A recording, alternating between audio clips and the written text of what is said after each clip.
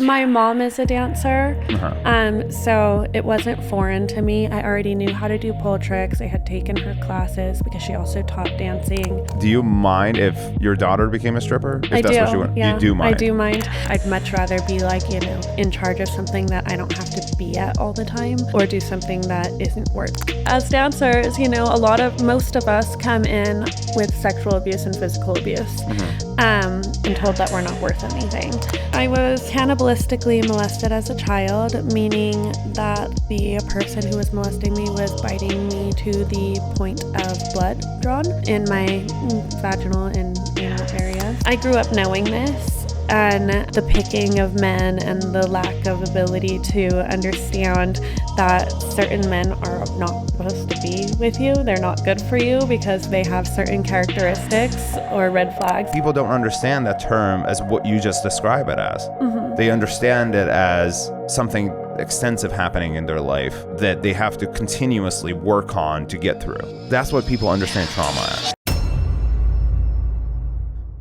Welcome to Unattainable. Glad to have you with us and hope you'll continue to be a part of our family for the foreseeable future. And if so, please hit that subscribe button. I am Mohammed Malai here with my incredible guest of today, Scarlett James. How's it going? I'm good. I was going to say, for a second, I was like Scarlett Johansson. I was like, everybody does that. I wish I could have Scarlett Johansson on this show. Hey, but you never know. Not far out. Yeah, I know. Soon. Please introduce yourself, what you do, how old you are, and where you're from. You don't have to say whatever you don't want to say. Okay. I am Scarlett James. I am a TikTok influencer, interviewing strippers in the dressing room. I also obviously am a stripper, and I am 30 years old. Very nice. You don't look 30. Thank you. Which is probably the plan. Asian don't age. You know, is that what you are? You're Asian? I'm half. Yeah. Oh, what Filipino. What half are you? Interesting. Interesting. But you were born and raised in the U.S. Yeah, I was born and raised in Orange County. Nice. Have you ever been to the Philippines? I have not. I'm going next year though. Oh wow. Okay, yeah. That's awesome. Good for you. Good for you. How long have you been stripping? For the most part of the last 14 years. So since 2009. You started when you were 16. I did. Okay. How did that all come about? Well, mostly clubs didn't really need documentation other than your ID back then. Obviously in 2018 things kind of changed and we became employees, so they require like W-2s and social security card and whatnot. Prior to that they didn't, so I just had a fake ID and I went in on an amateur night and just decided I was going to be a dancer. You popped in and you just Well, I'll say this. My mom is a dancer, so it wasn't foreign to me. I already knew how to do pole tricks. I had taken her classes because she also taught dancing, so it wasn't anything like crazy to me. To you. And I needed the money, so. Okay. We don't have to talk about this bit, but because you brought this up, it kind of, I just had this thought. So you have a child. I do, yes. Daughter or son? She's a daughter. Okay. I think I knew that. I just wanted to double check. Well, I usually put like a emoji over her face on Instagram because I don't really want people to like be able to see her, And she's on my other account, but all of that's private, so I only let close friends. You post her on your like just social media for fun. Yeah, I mean, like, here and there, but again, like on my Scarlett page, my Scarlett X letter page, I don't post her, and if I do, I always put an emoji over her face. Why do you do that? Because a few years ago, I was posting her, and there was a photo of us at the beach, and like my feet were in the photo, and a couple guys were like, "Oh, I want to put pearls on your feet and like net on your feet and like all that kind of stuff." And it was a picture of myself and my daughter and like our feet in the sand. And I was just like, okay, I've had enough. Like, right. It went too far for me. Got it. So I was like, yeah, I'm going to not post her anymore. So having been a part of sort of this, at this point, kind of family business, right? Yeah. Do you generational. Right. Generational strippers. Do you mind if your daughter became a stripper? If I that's do. What you want? Yeah, you do mind. I do mind. She knows what I do now. She's a little bit older. She's about to turn 11, and she kind of just caught on. I think through her own social media and like just kind of watching different shows and whatnot. She's like, Mom always has ones. Mom wears those really high heels, you know. And I think she just kind of was like, one day she just asked me flat out, and I make it a point to not lie to my child, because I was lied to a lot growing up, and I just have, issues like trusting whatever my parents would say or my siblings. So basically she just asked me flat out. She was like, Mom, are you a stripper? And I was like, yeah. And she was like, okay. She's like, so does that mean I can get whatever I want? And I was like, not quite. But I did tell her also, I'm doing this so that you never have to. I've also invested a lot of my money into other businesses, trying to build a generational wealth so that she would never have to do what I've done. Okay, so you're ultimately trying to get out. Oh, yeah. Mm-hmm. Okay. Yeah, ideally by the end of this year. Oh, is that right? Yeah, You're that close? Yeah. Okay, yeah. That's good. Good for you. Just out of dancing and not having to work a traditional job. So to you, this is traditional? No, I just mean like I want to be able to get out of dancing and not have to supplement by working. Oh, on top of that. Okay. Got it. Not have to supplement by working a traditional job. I'd much rather be like, in charge of something that I don't have to be at all the time, or do something that isn't work. Fish every day. Sure. Yeah. If I could do charters and like just take clients out on charters every day, like that would be the dream come true. Oh, is that right? That would be like what you would want to do. Yeah, I'd love to get like a bitchin' boat and just bring customers on and charge them like a few grand, just like solo and just handle it. Mm-hmm. And 12-hour days on the water, a couple days a week. I think it would be the best thing in the whole world. How far are you from that dream? I just bought my first boat. Oh, wow. Congratulations. But it's small, so it's only an 18-foot. So I'd probably say another year or two before I get there. But again, I'm building a different social media, persona or channel, where I'm not doing like I love the stripper stuff that I do, and I'll keep doing that even as not being a dancer. I'll still go in and like interview dancers. Mm-hmm. However, I'm also building like a second channel where I'm doing just fishing stuff, diving, shooting, fun stuff. Yeah. Gotcha. So once that's built up, I think, within the year, I would be able to start booking charters. Yeah. Start booking charters with some like clients from that side of the realm, which I think is really cool. Well, are you going to have overlaps with clients that... Yeah. Okay. Yeah. How's that going to go? I mean, I don't really know, but I will say like, I'm not afraid, so it's like, I've always met my clients. I've never been scared of them. If I feel like a vibe's off, like I'll always have a deckhand, and they don't want to mess with me in a gaff. So, or a tuna spike. So I think I'll be all right. That's funny. You know all your terms too, which is interesting. So is it safe to say that you don't find your work fulfilling? No, I really do find it fulfilling, actually. It's interesting. A lot of girls who have started dancing, I feel like, came from a pretty messed up background, pretty like whether it was physical abuse or sexual abuse or emotional abuse. We all were like, I think everyone really was abused as children. We just didn't know, Everyone in general, or everyone who became a stripper? I think everyone in general in some form or another has been abused. We'll come back to that, but continue. But as dancers, most of us come in with sexual abuse and physical abuse, and told that we're not worth anything. So building that confidence back and being able to say no when we don't want to do a dance for somebody, or don't want to do, guys ask for extras. We're not forced to do anything. I'm not forced to dance for you. If you ask me for a dance, I don't have to. I can walk away and say, nope, don't feel like it. Can come and go as I please. I wear what I want. I don't get in trouble for anything. So it's like, you get like your power back. So I do find that fulfilling. Interesting. So, okay, as far as your trauma is concerned, you don't have to talk about this if you don't want to, but if you're comfortable talking about it. Sure. To an extent. Yeah, sure. Feel free, whatever it is that you would like to share. You want me to talk about my trauma? Sure.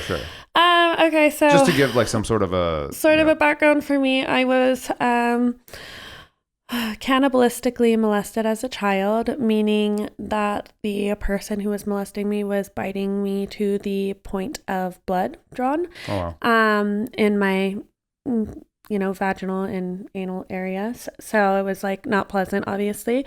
And there was a lot of like gift giving because of it, like because I wasn't telling, I was young, so I didn't tell anybody for years, and I always got to sit at the front seat. I always got to pick the movies like that we were going to watch that night. I always got to like pick out candy if we went to the grocery store, and like I have 4 sisters and a brother, and none of them were able to do the things that I was allowed to do. So I got special treatment, and I think that's the reason kind of why I'm maybe as messed up as it is that I didn't tell right away. Was because I was getting that special treatment. So I think going into that, like now I'm getting special treatment as a dancer, guys give me gifts, guys give me money, guys are always trying to give me flowers, buy me things. But I get to say no now if I don't want to do something. Okay. I'm trying to kind of tread lightly on like what sort of questions I could ask. You can ask whatever you want, and I'll just be like, Okay. Well, I guess what I'm curious about is, was this person biologically related to you or not? Okay. Well, very sorry to hear that. That's okay. But I've done a lot of therapy on it. I can imagine. So, which brings me to this follow-up question, which is, do you think that who we are as adults is more so connected to our nature or nurture? Oh, that's a question, isn't it? I'd like to think that it comes down to nurture. And I say that I'd like to think that because I'm trying to raise my daughter a certain way, and with certain values. So I'm hoping, obviously nurture is where she'll end up, because I don't want her to, because if it's nature, then she's going to have the issues that I have, right? Or that my mother has, or my grandfather, or whatever. And I don't want that. I don't want that for her. So I'd hope that it's more nurture. But you hope, based on your experience for yourself, what do you think it was?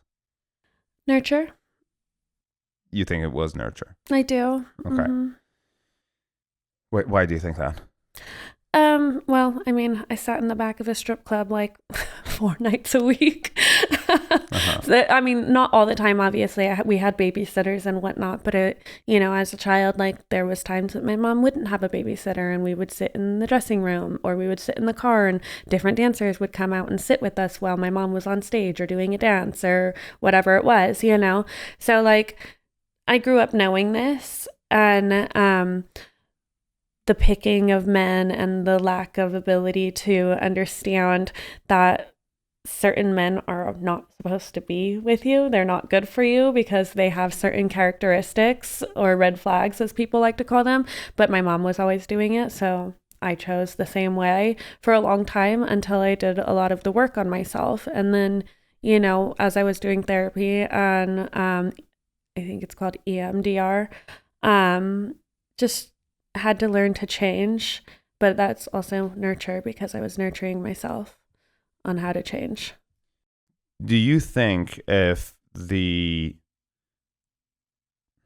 extensive traumatic experience you hadn't taken place, that you wouldn't have been as conditioned as you are, or as you were? Well, yes, because I would have grown up with those people that were the person who was abusing me, because I lived with them part-time, and only lived with my mom like for short periods of time.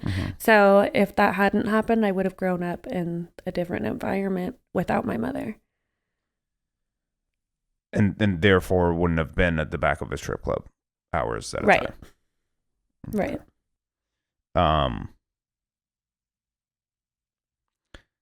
I guess as far as nurture and nature is concerned, it's not a generalized concept. It can be. Mm-hmm. So as far as when it comes to your situation, it is very specific. Right. And so the effects of it were extremely specific as a result. Mm-hmm. What is it that you're trying to shield your daughter from currently? I mean, I wouldn't say necessarily shield her. I'm more just like making her aware so that she can protect herself, and know like what the real world does consist of. And that's why I choose honesty with her, so that she doesn't have to guess or think that we're lying to her or anything like that. I'd much rather her have anybody would have, like, if you have the information, you know how to avoid certain situations. If you know how, like, what could happen, you're not going to walk down a dark alley. Well, it depends how you perceive dark, because if you're so good to your daughter, Mm-hmm.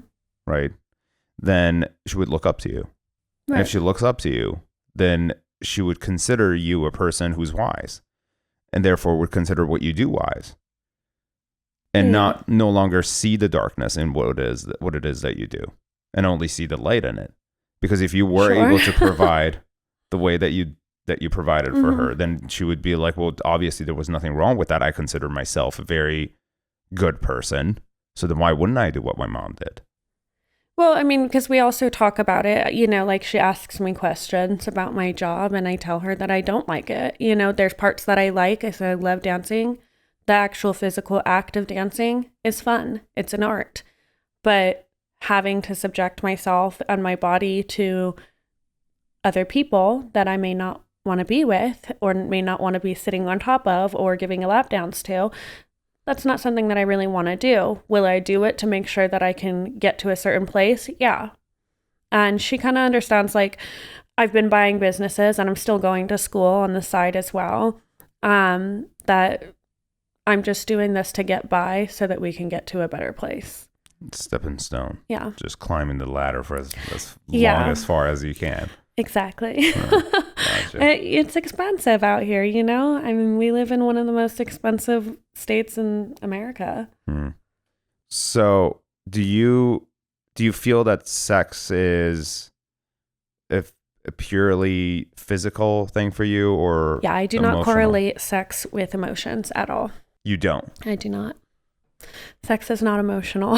Uh-huh. Sex is a physical act.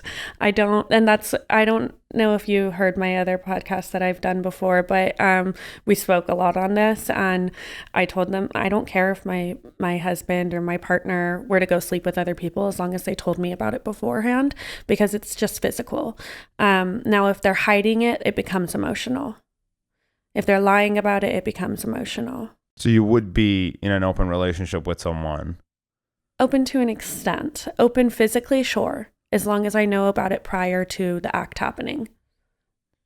What does that mean? So if he went to a bar, uh-huh. right? If my partner were at a bar and I wasn't there, and he texted me, he's like, hey, there's this girl and she keeps, walking past me and there's tension, I'd be like, okay, handle it. But it's like, if he were to just handle it without notifying me that something was going on, I'd feel disrespected. Is notification him telling you that that's happening, or is it you responding? No, him just telling me. Okay, so if you hadn't responded, that's still good to go. Because he still let me know that it was happening. Sure. You know what I mean? I just don't want to look stupid, and I don't want things hidden from me. I understand. Because then it becomes like emotional for both of us. It's emotional for him because he's hiding it, and when you're hiding anything, you become more emotional. And if I'm have something hidden from me, of course I'm going to get upset. Right. So it becomes emotional. Here's a scenario. So your husband, boyfriend, whatever, is at a bar, meets a bunch of people, with his friends, whatever. They bring people back to his friend's after party. Yeah. Right. One thing leads to another. I guess there are a couple of things. So does he have to notify you prior to anything at all happens? So if there is interest, or does he have to notify you if there is going to be a sexual act? Like if there's going to be a sexual act. Okay. So then, one thing leads to another. He figures out that there's going to be something right before it's about to happen, sends you a text. I'm about to fuck a chick. Does he have time to go get a condom? Then Yes. he has time to text me. No, that's what I'm saying. I'm saying right before he's about to fuck the chick. Yeah. Sends a text and says, "Hey, this is about to happen. Yeah. Just letting you know." Right. That's good. Right. Okay. Got it. It's just the it's not, because it's just a physical act. He's not falling in love with this girl. He's going to come home to me. Uh-huh. You know what I mean? So it's like, as long as it's not hidden and it's like his friends don't think that he's lying to me about something stupid and then I look dumb, I don't want to look dumb. I've been disrespected enough in my life, and I have built enough of enough confidence to know that like I'm not an idiot. And I don't need other people thinking that I'm an idiot because somebody else chose to do an act behind my back. Explain that to me. I don't understand this. Okay. This concept of looking dumb, I just don't understand. It's an ego thing. It's a full ego thing. Okay, so if my girlfriend went and cheated on me, mm-hmm. it that says nothing about my intelligence. It says everything about her lack of loyalty. Yes, but if she doesn't tell you and you don't find out, and then you go out and then that person that slept with your girlfriend is there at the place, then he's thinking in his head, oh my God, this idiot is still with her. But why would I give a fuck about some random person's opinion? Because I have an ego. That's why it matters to me. I don't know why you would care. No. The reason why I'm asking this is because it's a very common theme between women saying the same exact thing, which is, I don't want to look dumb. And I just like don't understand how that. I think it's an ego thing. Uh-huh. I truly do. And I'm not ashamed to say that I have an ego, Everybody does to a certain extent, sure. I have a big one. Uh-huh. But so like, I feel like if other people are standing around and they know something that I don't know, it makes me feel not just out of the loop, but it makes me feel like I don't have all the information. And when you don't have all the information, ignorance. Okay. Which a lot of the time translates to dumb. I think people are just connecting those dots that don't exist. Maybe. Drawing a line outside a circle that just like makes no sense to connect these dots to it. But it kind of does make sense, at least to my friends, like the girls that I know and the women that I talk to. We all say the same thing without knowing that, the other feels that way. Like you just said, everyone says, or not everyone, but it's common to say, oh, like, I don't want to look stupid or I don't want to look dumb. Okay, let me rephrase this then. If he has sex with somebody, forgot to send you a text message, 2 days later, you haven't met this girl, you haven't met anybody, there's no feeling dumb involved yet. Mm-hmm. 2 days later, says, oh, by the way, this happened. Would you still feel dumb? Yeah. How? I would feel disrespected. Because of your boundaries. Right. Right, but I'm just saying those boundaries are made up. Trusting him. How? He just says he forgot. Because how do you forget? I was drunk. I don't know. Okay, but then you're not respecting the relationship. No, of course. Yeah, 100%. I'm sorry. Let's change the rules, though. Let's change the rules. I'll tell you as long as it's before you meeting this girl so you don't feel dumb. But that doesn't make sense for me. Why not? Because it's not just about not feeling dumb. Like I said before. What else is it about? Like I said before, it's about the disrespect. It's about feeling dumb. And it's about just like, you have to have boundaries in a relationship. I don't mind if you're physical with somebody. I just want to know about it. Which is fair. All that is fair. Just so you know, like I'm not suggesting. No, I understand. Out of line. I like the devil's advocate. Yeah, Play, play along. That's funny. What? Okay. So, would you then also be in an open relationship? Like if the roles were reversed? No. So you tell me, hey, you could, have sex as long as you let me know, and I say, but I don't want you to have sex with anybody else. Well, I love women. and I don't think that I could give them up. So probably not. If I wasn't, women is fine. Then I'd be fine. Okay, just no men. Honestly, for me personally, I don't really care for men that much. Interesting. I'm like, I like them physically, but emotionally, I'm sorry, I don't feel that they can connect. Explain that to me. I don't feel like men have, well, I shouldn't generalize. Most men don't have the emotional intelligence to connect with a woman on her, I guess, plane. Okay, give me an example of something you don't think I could connect with. Well, I couldn't say about you because I don't know you that well. Just any men that you've met that you can connect with.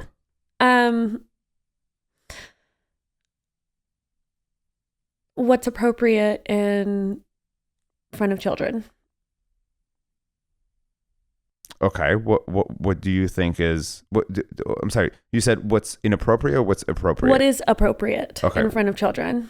So, what do you think is appropriate and that a man can't connect to?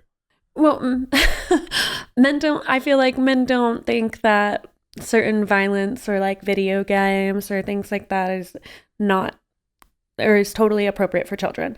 I don't think that it is. And I think there's a reason why, because as we were talking earlier about nature versus nurture, if you're constantly letting a child play games where they're killing, like, do I think they're going to kill? No. But are they going to have more aggression? Yes. And there's studies for that. Define aggression.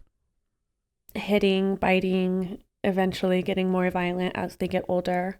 Uh-huh. And so you think all women agree with you?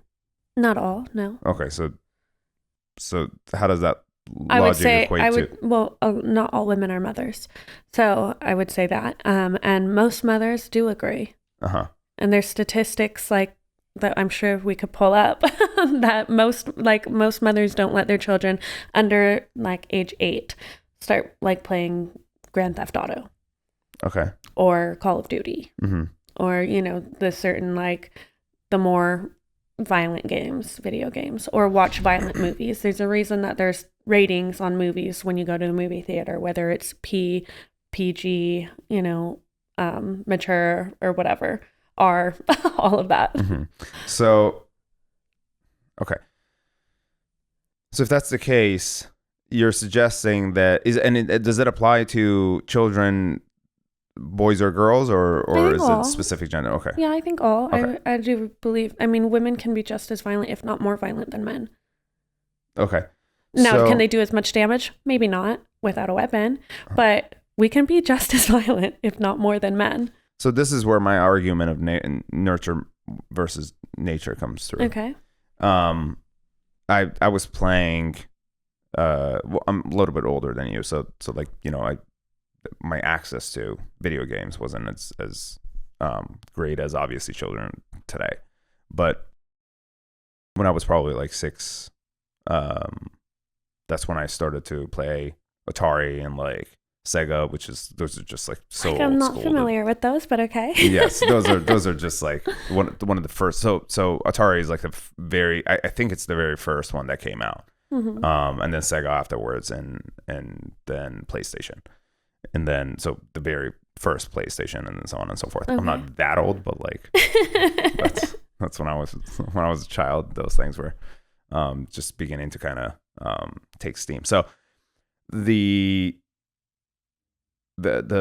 more violent video games, Atari didn't have much because it was just very basic, but Sega had some fightings and Mortal Kombat and stuff like that, and which like both me and my brother's like a year and a half younger than me, so he would have started playing. But would you compare Mortal Kombat to Grand Theft Auto, killing hookers?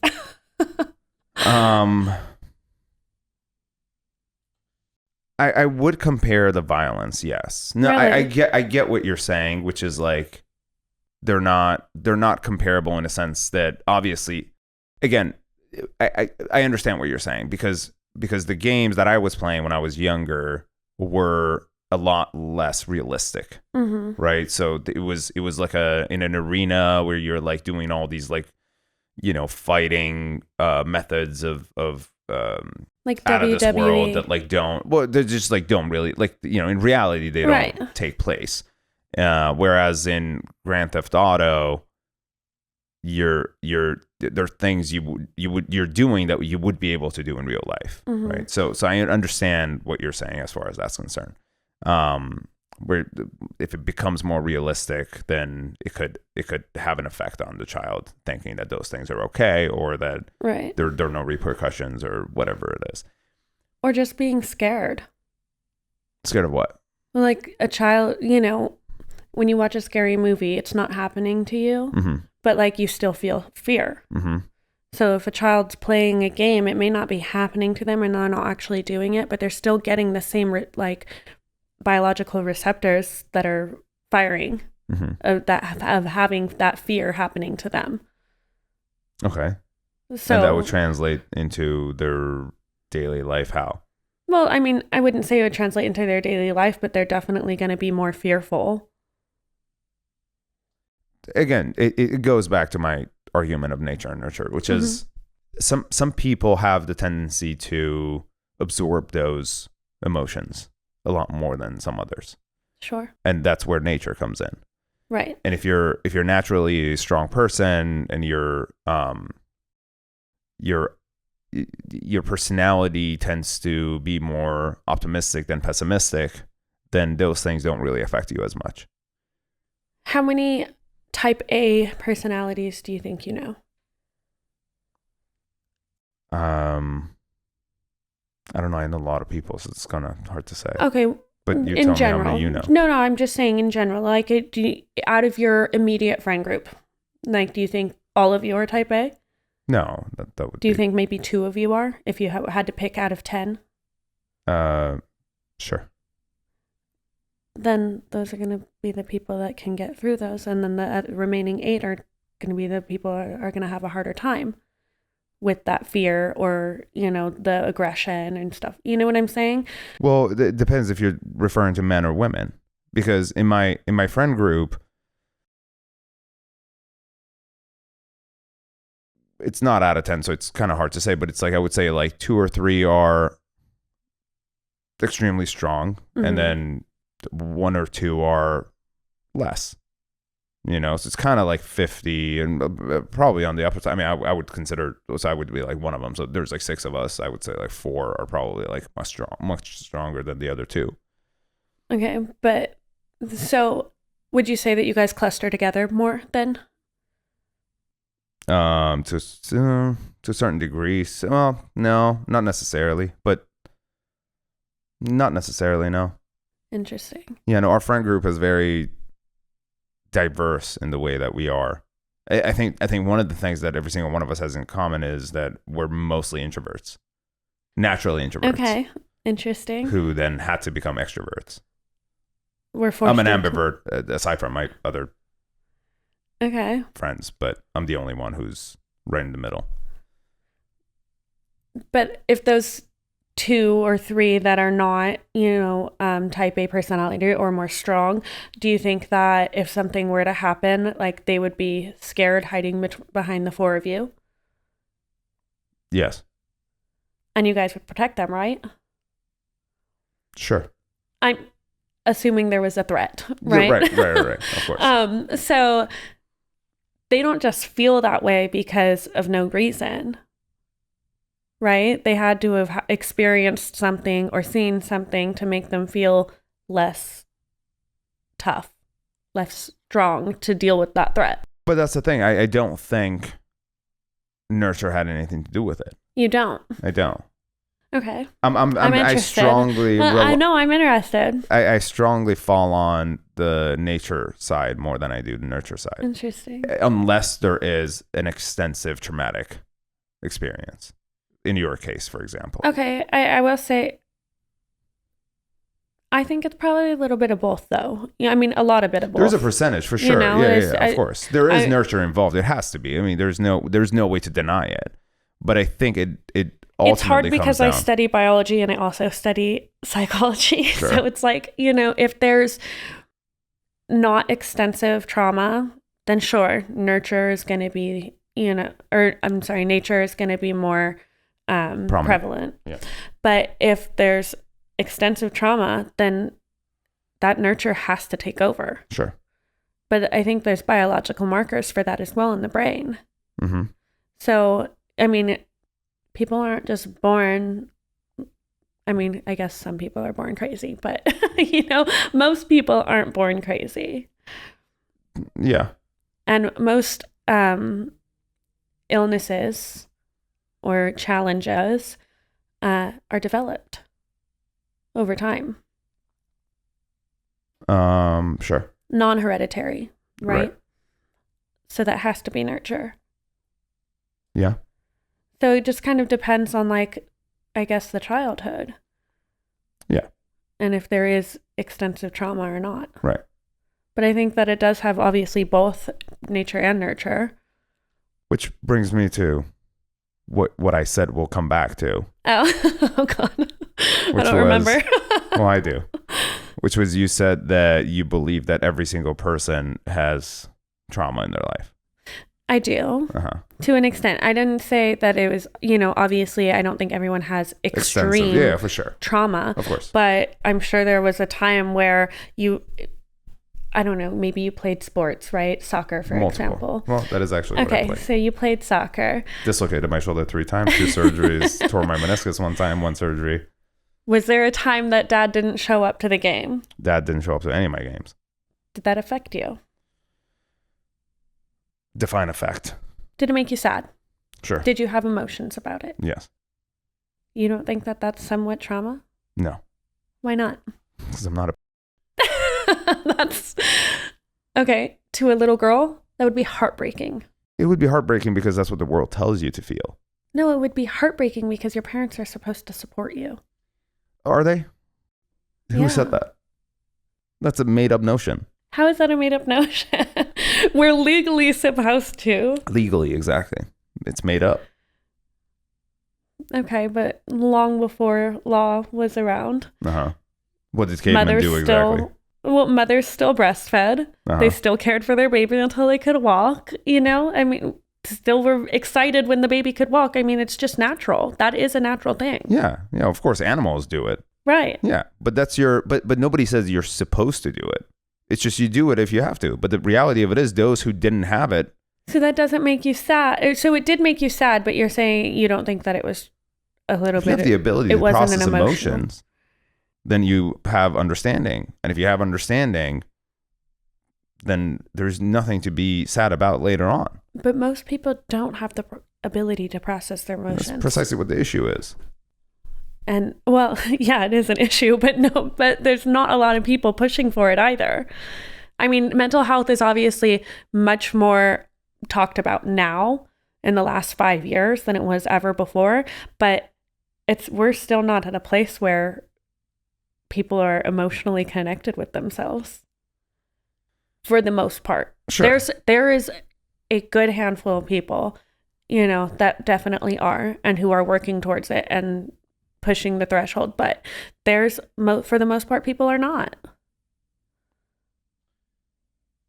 And I think that's where the problem is.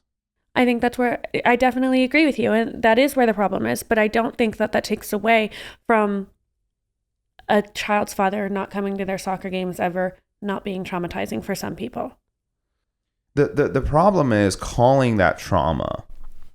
Okay. As opposed to an event that took place that was just an experience and made you feel a certain emotion.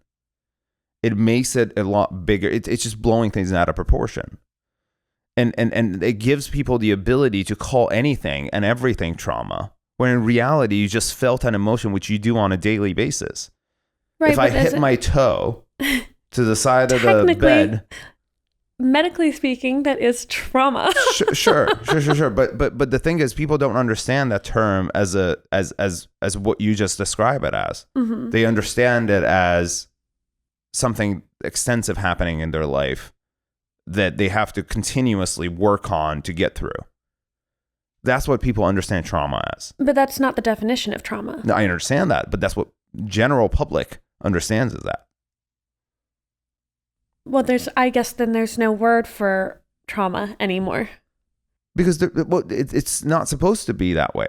I understand. People use words incorrectly all the time. Sure. But right now, what we refer to as trauma, people perceive as something extensive. Okay, well, let's take a different scenario then. Maybe not your dad not coming to soccer games. Okay. A woman cheating on you. Would you not agree that was trauma? No. That's not traumatizing for you? No. Do you think that's because you're a man? No, I don't think that's because I'm mad. Because women call that trauma. I know they do. It's ridiculous. No, women receive that as trauma. I know. You think it's ridiculous? That's funny. It's just it's crazy. Like for a person to suggest that some other person making a mistake, being disloyal and well, it's not just a mistake. Cheating, for example, and then lying about it for 3 months. Okay. That is trauma. If you hold on to it, yes. But if you process it, then no. But you don't have to hold on to things for it to be trauma. Explain that. Okay. We just talked about my extensive trauma, right? Yes. I don't hold on to that. I don't think that that's something that affects me every day. I don't cry about it. Because you've been working on it. Yeah, I've done plenty of work on it, but that was years ago. I mean, Yes. That happened when I was a child. Sure. I'm 30 now. It's been a lot of years. Yeah, but the effects of it are prolonged. You experienced it as a child, but it took you a really long time to be able to process it to begin with. So right, but with what you just said, if a girl was to be cheated on and lied to for 3 months and then finds out and breaks up with the guy, she's going to take years to be able to trust again. Why is that? Because the trauma. because we're unable to process certain things as a result of... Do you think that it's processing, or do you think that it's literally because she does not believe that people can be trusted? Well, both things can be true. They're not... Sure, but doesn't that still extend to the word trauma? Like I said, if you're unable to process it, yes.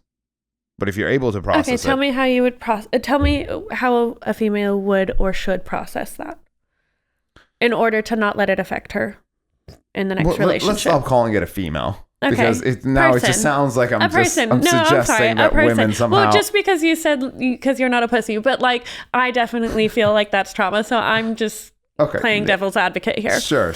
But okay. But it could be any person. It could be a man or a woman. I have, my business partner co-host who was supposed to be here, who, as a result of him not being here, I am traumatically affected by the sadness of his absence. Is that going to affect you later? I don't know. He's going to come back and we'll see what he says. But he had a girlfriend who cheated on him. If you speak to him, he'll say that it wasn't trauma, that he's okay now, and he's processed it and he's all good. But I know for a fact that it was a traumatic experience for him. Sure. And the next relationship or the next few relationships. Every single one of his relationships have been affected as a result. Right. So I'm not saying that doesn't happen. It does happen. Okay. And therefore would be trauma. Okay. But it depends on the person and how they process the emotion. Correct. I don't think he processed it correctly. Okay. That's interesting. I'd like to know how to process correctly for my own R&D. So if you are going through a difficult experience with someone, okay, there's always cause and effect. There's a reason why something happened. It doesn't happen without reason. Yes or no? Correct. Okay. If you date somebody who cheats on you, there's a reason why they cheated on you. Regardless of how you want to look at it, whether this is not assigning blame. But there is a reason. To suggest that there wasn't a reason, you'd be a fucking moron. Right. So the first thing you got to do is find out what the reason was. So in this particular example, let's just say that there's no intimacy in the relationship. Okay. The person who was supposed to be intimate and wasn't intimate would be partially responsible. Sure. And would therefore take responsibility for the cause. Now, the effect is a person being the other person going and cheating on you, right? You can't control the effect. You can't control the effect. However, just go with me on this. If that person who was not being intimate is responsible, why did the person who went out and cheated not speak to that person about the issue prior? Right. So, because does that still hold them responsible, or now does the responsibility lie back on the other person? And that's where trauma comes in. The two are mutually exclusive. You could still be responsible and hold the other person also responsible for their wrongdoing. Mm-hmm. It doesn't mean that just because the other person now is responsible, then your responsibility fades away. Well, not necessarily, but if you don't even know that was an issue. Yeah. Then how does that make you responsible for the cheating? Well, it's experience and wisdom. If you're not smart enough to be able to realize that, then that's on you. It's not on somebody else. Okay, but some people will say, oh, I haven't been intimate in a week, and other people will say, oh, I haven't been intimate in 3 months. Now, is a week versus 3 months, it depends on the person. Sure, of course, absolutely. But the reality of it is that you have to have communication with the person that you're with. Right, but then... Get to know them, know who they are, what makes them tick, what makes them happy. One of the very first conversations I have with a person that I start dating is, what's your love language? What's your giving love language? What's your receiving love language? You believe in love languages? 100%. Okay. You don't? I know. I don't hear a lot of men talk about love languages. And there are two types. There's a receiving type and there's a giving type, because the two aren't the same. For some people it is, but for some people it's not. It's not, yeah, I wouldn't say that my receiving love language is very different than my giving love language. Okay. So, and most people don't understand this. And here's the thing. I understand that in most cases, every single person needs to gain experience in order to have the understanding and wisdom and ability to navigate through future relationships. Mm-hmm.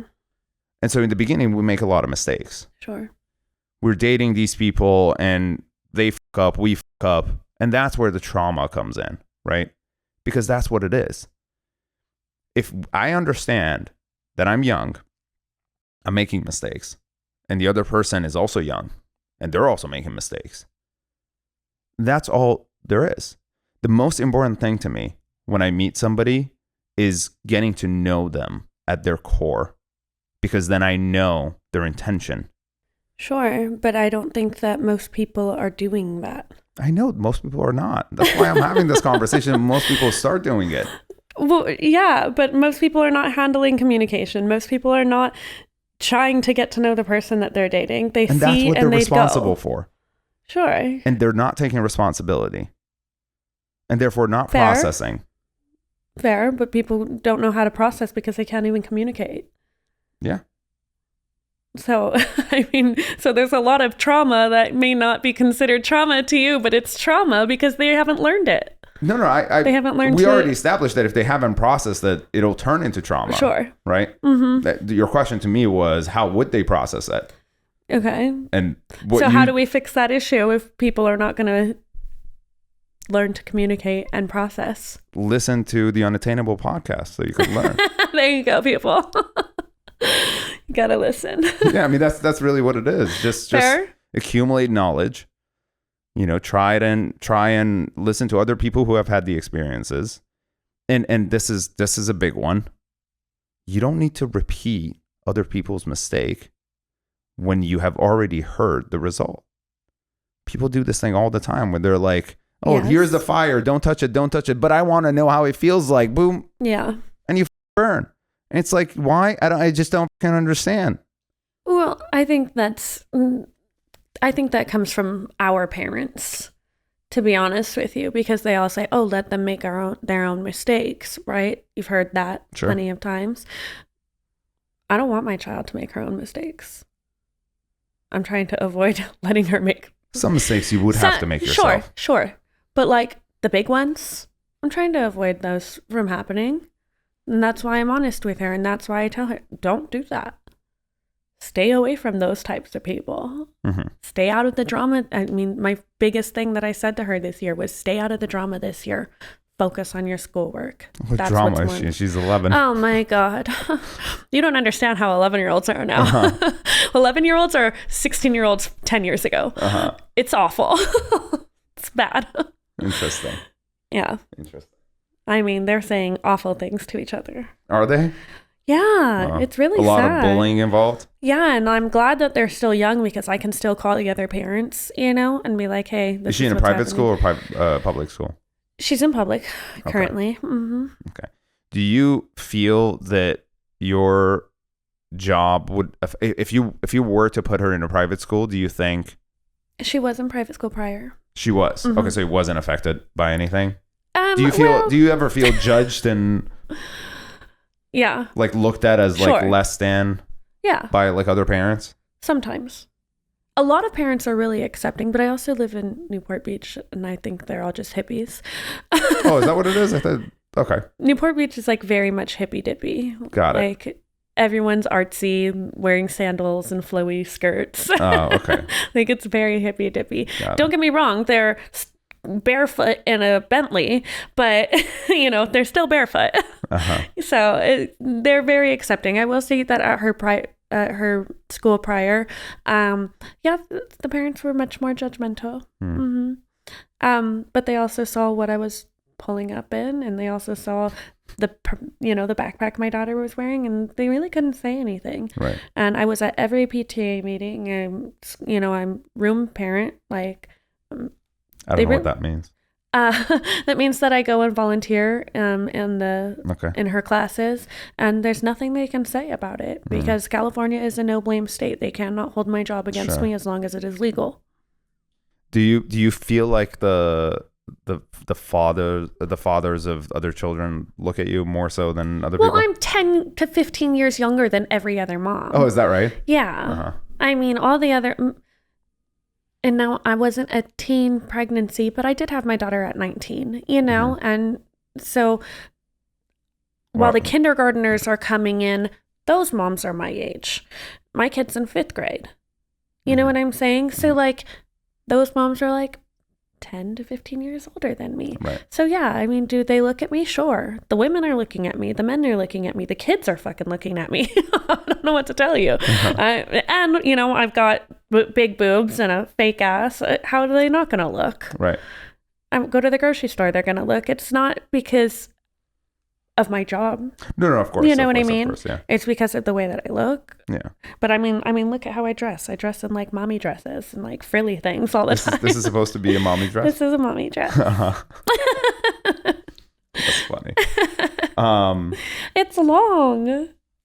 Do you have any issues with intimacy? What do you mean? Emotional intimacy? Or are we talking about tell physical? Me both. Emotional intimacy? Hell yeah.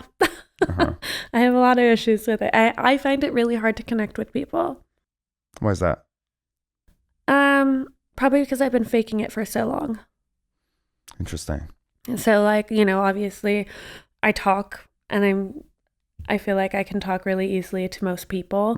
Doesn't really bother me. I talk to 100 men a night, anytime that I'm working. So it doesn't really bother me, but getting deep with people, I get uncomfortable and I don't really know how to not laugh or make sexual innuendos or completely change the subject. You've been doing pretty well so far. Yeah, we're not really talking about anything that crazy. Can we talk about something crazy? What should we talk about that's crazy enough? God. I thought we were talking about pretty crazy shit, but I guess I was wrong. Oh, no. Not even a little bit. I'll let you bring up the crazy shit that makes you uncomfortable to talk about. I don't know if I want to talk about that stuff on camera. But I will say physical intimacy, I have no issue with. Uh-huh. Not at all. So yeah, because that you just don't really look at sex as anything aside from I really act. don't. It's a physical act. I will say that, like, there's certain things I won't do unless I'm in a relationship. Like what? Like a blowjob. I'm sorry, what? Yep. If I'm not in a relationship, I will not blow somebody. Okay, and define a relationship. Exclusive. Okay. And I think for me, it's more of like, it's because it is more intimate and there's biological stuff going on that I don't know if I want in my mouth, you know? I don't know. I've never blown anybody. Well, I don't want a man's semen in my mouth if I don't know everything about him. I mean, not everything, but everything about his... Where he's been. Yes. Okay.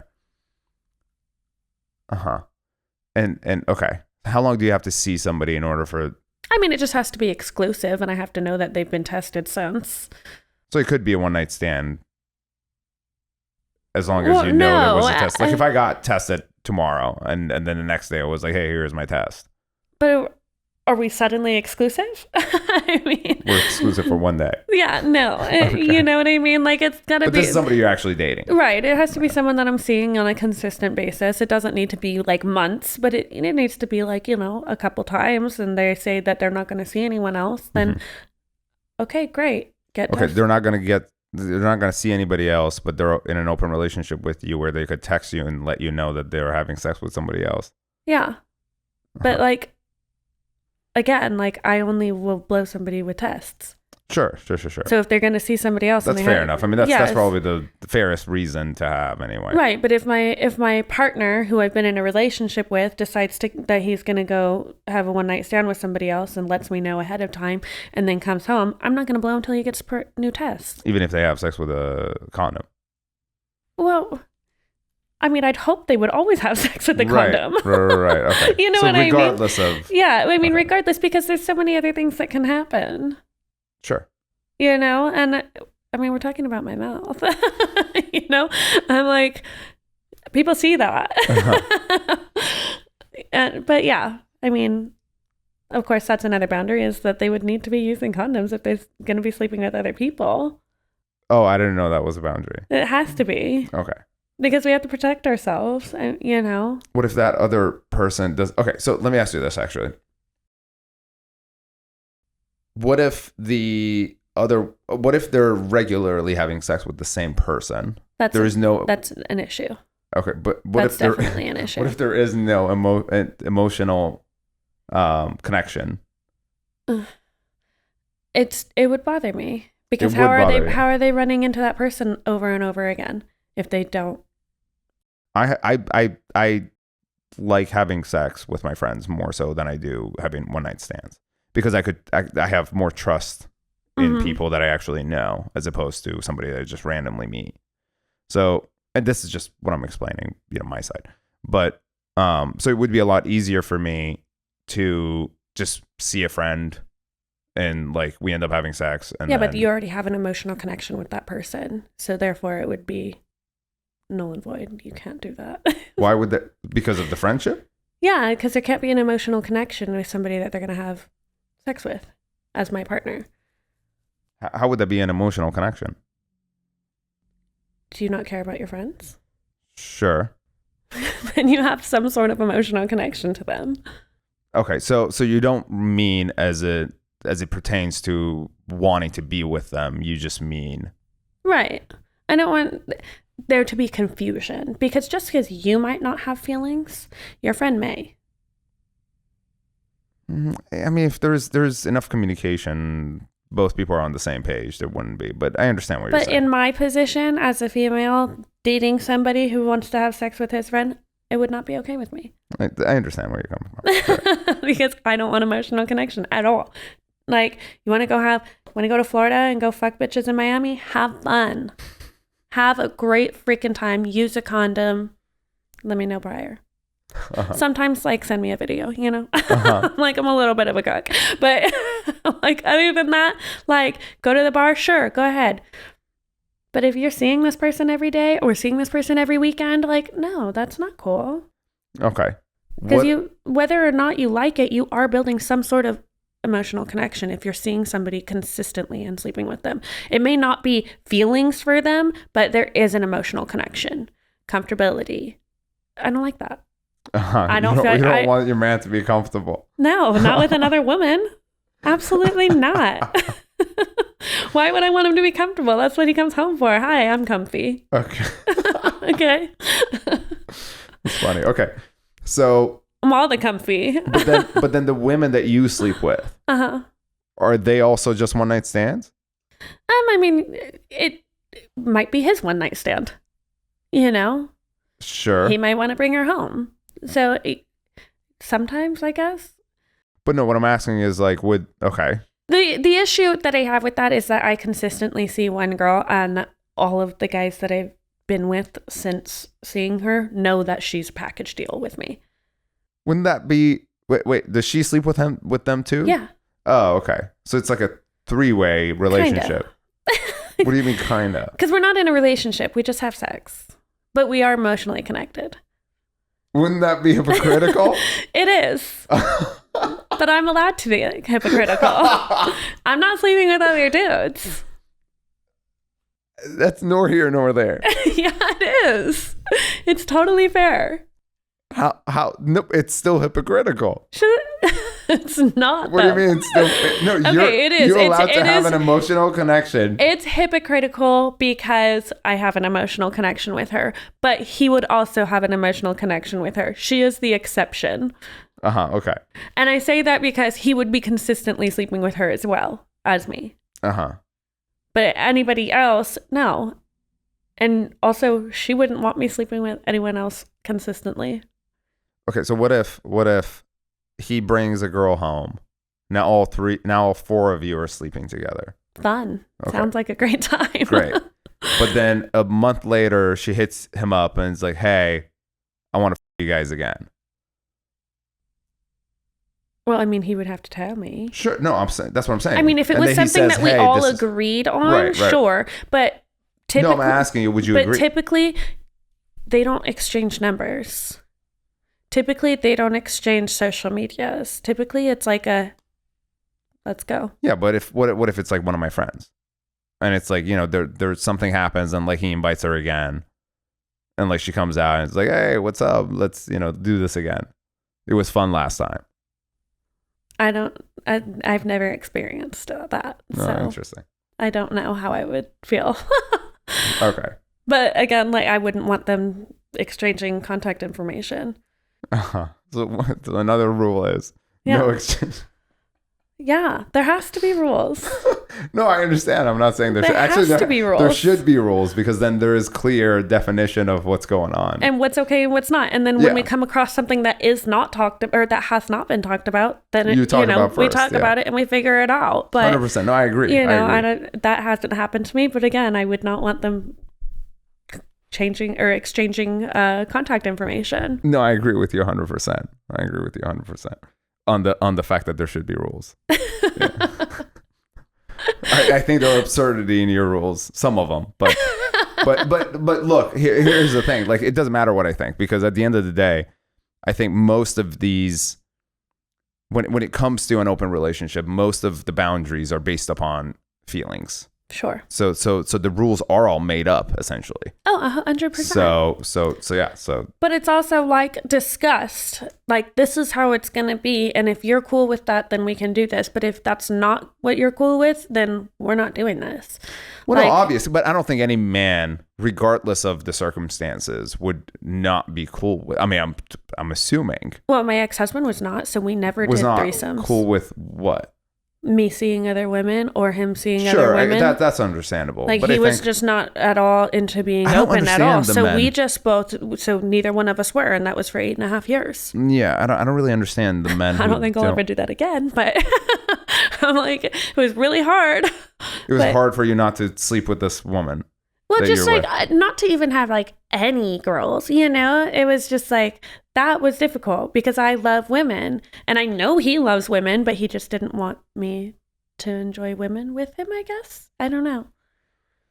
Which to me is just very like surprising. We just got to such a good place. And I feel like We're out of time. Okay. All right. Tell me about this relationship. Why would you even consider the relationship to begin with? I guess at the time you were 22. No, gosh, we split up almost a year ago. So I was right before I turned 21. It was in May before I turned 21, and I turned 21 in September. That's when you guys met. Is when we first started dating. Mm-hmm. That's not when you met. Well, we met and went straight into a relationship. So again, I was 20. Okay. So you guys meet. And I didn't. I'll say this: I didn't quite know what I liked yet. Sure, you're still learning. I was still. It's a while ago.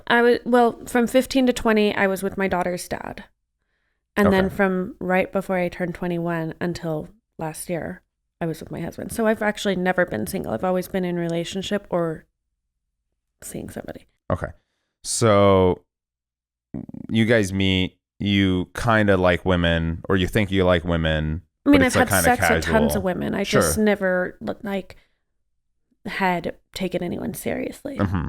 And then when did you meet your partner? The girl? Yeah. I'm like back here. That would be your partner, yeah.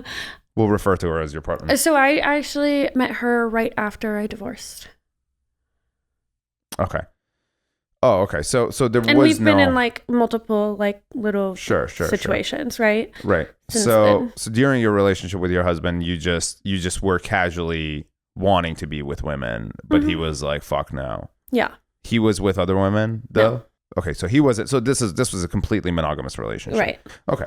So yeah, I mean that's understandable and that's fair, obviously, because if he's completely trying to protect his feelings regardless of whether it's a woman or a man, then that's that's understandable. Right. So I just obviously because I didn't know what I wanted or what I liked at that time getting into the relationship, I was totally fine with it. But as time went on and things have happened, did you divorce because of this woman? No. Okay. No, I met her after. Oh, I thought you said no, we right divorced before. For really other reasons. Many other reasons. Okay. Okay, continue. Yeah, so I didn't know what I wanted, and then obviously throughout the time, I kind of was like, no, I think I do actually prefer women. Mm-hmm. Obviously after we had split up, I had experience more threesomes or whatever, sure. And I decided that I didn't want to live without that, so I won't. So I've decided I'm not going to. That makes sense. And I have been on dates or whatever, and I've explained that to people, and that's just how I'm going to move forward in my life. Yeah. And anyone who doesn't want that, they don't have to have it. Mm-hmm. I'm not for everybody. Right. I'm for... Well, not everybody's for everybody. Right. So it's okay. So do you think you'll have a hard time first of all, do you think you will ever get married again? I want to be married again. You want to be married. That's why my OnlyFans is only girl on girl, because I feel like guys can get over girl on girl, but I feel like guys have a harder time getting over guy on girl porn. Sure. Yeah, that's true. So yeah. I that's why I haven't crossed that line. Because I want to be remarried. Okay. And so you want to be remarried to a guy who accepts your partner as the part of the relationship. No, just inconsistent, consistent, whatever. I'm like, when she comes around, just know we're going to have fun. Okay. When she's not around, we don't even think about her. Okay. You know what I mean? Sure. It's just like a plaything. Okay. Is that fair? She's going to be happy about it. Sometimes girls pull out a vibrator. I pull out her. I don't know. Okay. So you want to be married again. Do you care about, do you have a type? Yeah. Which is? Oh, God. If he doesn't look like he just escaped from prison, I don't want him. So tattoos. Shaved head. Has to have a shave. I hate hair. I hate men with hair. And I'll say this. My freaking shampoo and conditioner is expensive. I spend a lot of money on getting my hair done and doing my hair and using all the stupid extensions and products and crap. And a man, I get the ick when I watch a dude do his hair. I get the ick so bad. It's like, I'll sit there and I'll be like, oh my God, he's a female. But that's what I like. I like really feminine females or really masculine men. And like, that's it. I'm like, that's it. Interesting. If they do things that are like too feminine, I'm like, oh God, I can't. Like, I get the ick. Got it. Like immediately. Mm-hmm. I'm like, I have to go. What are feminine traits that a man does that like you find styling icky? their hair? No, I know. Aside from that, styling their hair. It bothers me so much. Taking too long to pick out what they're gonna wear. Okay. If they have to like put, you know, like guys who can't like grow in like a lot of hair, they'll like put like, I don't even know what it is. It's like Rogaine or spray, like that kind of makes it look like you have more hair than you do on your face. I don't know what that is, but okay. Okay, guys do that. Ick. Okay. Like full on freaking ick. Just like feminine things like that, you know? If they're walking around filing their nails, like, no, like just do it in private. Just do it in private. What man walks around filing their nails? Oh, you'd be surprised. A lot. That's crazy. I'm like, I could name a couple off the top, but I probably shouldn't. Probably shouldn't. Okay. Do they have to be... Okay, so they have to look like they got out of prison. They just have to look mean. You know what I mean? I don't like a guy that's too nice. I don't like a guy that looks nice. I'm like, it's pretty fucked up. Like, if they don't look like unapproachable, I don't You want an around. asshole, and then you wonder why... No, I don't want... And he doesn't have to be mean. He just has to look mean. Oh. Most men who look mean are also mean. No, they're not. Really? Yeah. You've met a man who looks mean but is nice. Yeah, a lot. Interesting. Very interesting. Okay. So, does he have to make a specific amount of money? No, I'm a trick. I'm a whole The fuck trick. does that mean? I'm a whole trick. I love to take care of men. So as the problem. broker he is, the better. I'm like, it's a fucking issue. I need to stop doing that. Sure. But it really does. I don't care what men make. Okay. Because I like to make, I mean, like, I'm going to make my money regardless. Sure. And if you want that truck, baby, I got you. You want that boat? Okay. Oh, you look really sexy on a motorcycle, you know? It's fine. That's funny. I'm a whole trick. That's hilarious. Any specific height? I mean, taller than me, but that's not hard. I'm 5'3". Yeah. You know? Yeah. Anybody would be taller than you. Yeah, like it's not that difficult. Any specific size? Oh, nothing bigger than like 8. Oh, you don't like it too big? No, it hurts. I'm like, it hurts. I don't know why girls say they like big, because after talking to all the women that like I know, and I interview a lot of women in the dressing rooms and strip clubs, most of them don't like anything over like 8.5. If it goes 9, like that's like tip top. Anything bigger than that hurts really bad. And you certainly can't do anal. Right. And like, we like anal. You like anal. Like, we love anal. So I'm like, I don't want anything huge. Like, I don't want to be hurt or walking funny the next day. Come on. Okay. All right. Last question. I ask everybody, and Zach loves this question because he's losing, but because he's losing. Yeah. Is the green bubble a red flag? What is the green bubble? So when a guy texts you. Oh. Wait, what is it? Green bubble peasants. That's what we call them. That's what we call them. Yeah. So it is a red flag. I wouldn't say it's a red flag. I actually, none of my partners except for the female have ever had iPhones. Maybe that is a red flag. Maybe I should pay attention to that.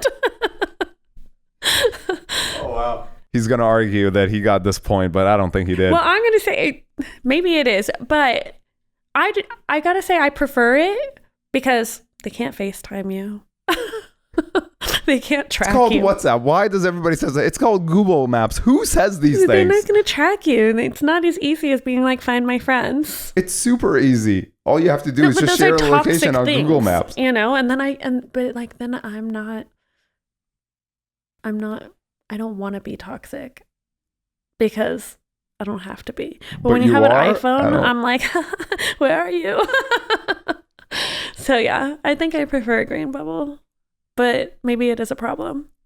Maybe that's why I have such issues with men. I'm going to start paying attention to that. Okay, so let's try to clarify this, because he's gonna argue this with me, and if I let you go, he's gonna be like, that was for him, and I'm gonna be like, no, that wasn't. Would you date a guy who has an Android? Yes. Okay. Not a red flag then. Although Not you're rethinking whether it might be or not. Although I'm going to be paying attention. I'm going to start tallying. I'll get back to you. Right, Anyone who has that, I'm going to be like, hey. Zach, we're calling this as my points, so we're 12-7. Actually, it might be 13. I got to watch the last episode and see where we're at. I'm losing count at this point. You got to get a tally mark. Yeah. Actually, I should do that right after this. Thank you so much for coming on the show. You've been absolutely amazing. Me. I think we'll have to have you back on, because there's so much I wanted to talk to you about, but I just don't want to go over more than an hour, and we're already hour 15 now. So all right, sounds good. Thank you so much. Thank you for watching. See you later.